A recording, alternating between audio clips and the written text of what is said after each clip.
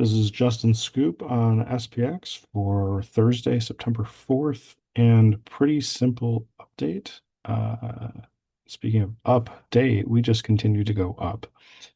This is looking less like a head and shoulders, especially if tomorrow, Friday, we take out the high, make a new all-time high. We'll see if we just gap up there because it's kind of looking like that in the futures.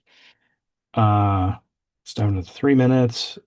Pretty much just ran up a little bit, tiny bit of a pullback here and here, getting below the 21 exponential, and just rallied all day, just kept getting bought up. So the bulls were here, the bears were not. The most we had was four bear candles in a row right here. Um, three here, three here. Oh, stand corrected.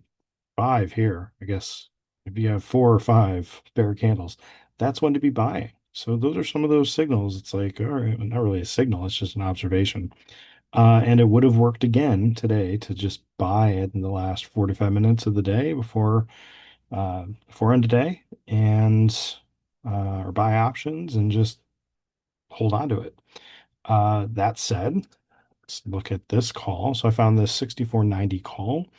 Uh, at any point during the day, you could have bought at zero point 0.5 or one. So literally buy one contract at any point throughout the day and just hold it into the end of the day. And it would have 10x'd uh, in the last 3 minute candle. It went up to 11 or a little bit past 11. So with one contract, bought at $1, you could have sold it for 1,000 or 1,100. I'm sorry, I'm saying that wrong. Bought for $1, sold at 10 or 11, meaning you turned $100 into 1,000 or 1,100. That's what I meant. So a 10x would be turning $100 into 1,000. That's making a profit of 900. Or turning 11x would be turning $1 into $11 and making a profit of 1,000. So I hope I said that right. But that's about it. Bears didn't really do much at all. Here's a bear candle. You can just see, or bear bear option, and it just continued to collapse. I was looking for this just to see, is there any, oh, this log scale is not having it today. I was just looking to see, like, is there an easy way to read this in terms of, like an inversion or something? And the closest I could get was really just kind of looking at kind of some support here, kind of some consolidation, and then it breaks down, but it didn't really retest. It just kind of went sideways, stair step, continued to go down, retested here. And again, it's like, what are you looking to do with this option? Like it actually, so the put option went up quite a bit here. So at this point in the day, this is at about 230. So if we just take that movement and flip it back around and go back to the call at 230, that was this little bit of a pullback here or a rest here. And this still would have been a great place to be buying.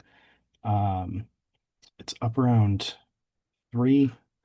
So let's just go out a little bit more. So at 230, when you have that kind of a pullback, if we go out another few points, look at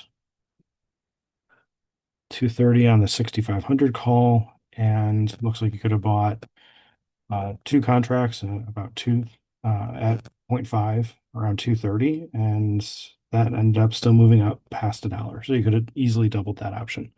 There's no way to know for sure it was actually going to go past 6,500.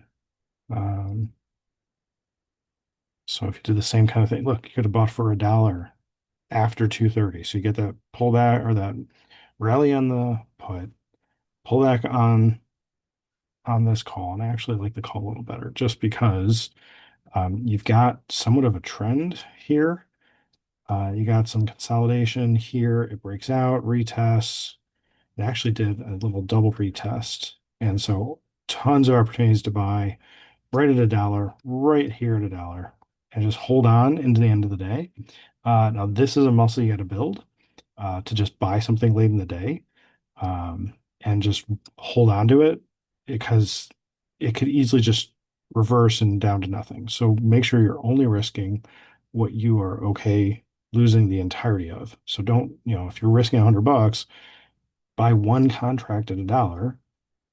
This is not advice. This is just my what I make sure to do so that I'm not risking too much. Don't accidentally buy 10, or if you do, get out right away.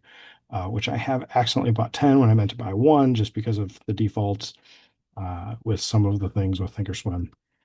Anyway, this is another one where even if you bought it one, you could have 4x'd or 5x'd what the option value was by the end of the day, by the time to exit, before the time to exit. You don't want to be exiting this right at the end of the day. You can, um, but you don't need to get that last little bit right at the end of the day.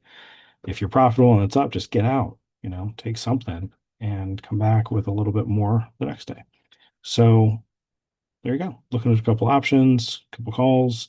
We'll see tomorrow if we do end up uh, Friday. If we do end up gapping up, there's some news, which if we gap up and fade back down, we've got three bull candles. At least they closed bullish. This one, well, both of these have lower wicks, so that's definitely buying. This one's more of a high wave candle. Um, but this one on the second, and then today, much stronger looking candles, stronger bullish candles. So we'll see where we end up tomorrow and see if we do some pullback or if we just continue to rally up. And then we'll see if we ever get back down to this range down in here, because that'll be once that breaks, if it ever does, which it should someday, maybe months in the future. We'll see. If that breaks, look out below because there's some good strong support here. The bulls should come in this level, and if they don't, then that would be trouble.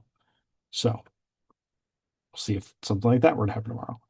It's possible we have a candle something like this, where we gap up. Now this trapped a bunch of bears, but it still sold off. So some bears were probably buying, but not right at the open because it just continued to go. It went down from the high, from the open price.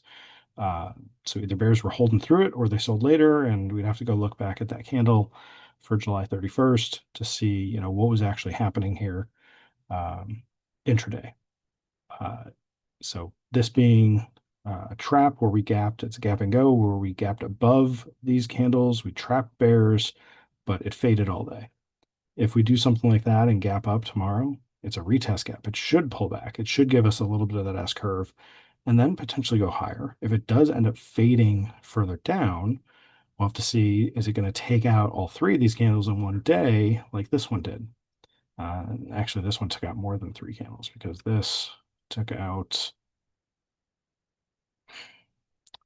six candles, five candles. Didn't quite take out this one. So I guess it's five candles that it took out. Didn't close below this one, but got, traded below it. So if we were to take out five candles tomorrow, that would be getting opening above this box and trading down below or into the low here about 63.60. Just saying it's a possibility for something that happened in the past to happen again. We also had the flip side here where we had some bear candles here. We gapped up above the open of this one and traded up through these. So we've had both. We've had a fade, and we've had a fade gap and go, and a uh, really trapping gap and go that continues to just rally all day. So we've had both, and we'll see what we have tomorrow. I don't know. Hope this helps. This is Justin. Thanks.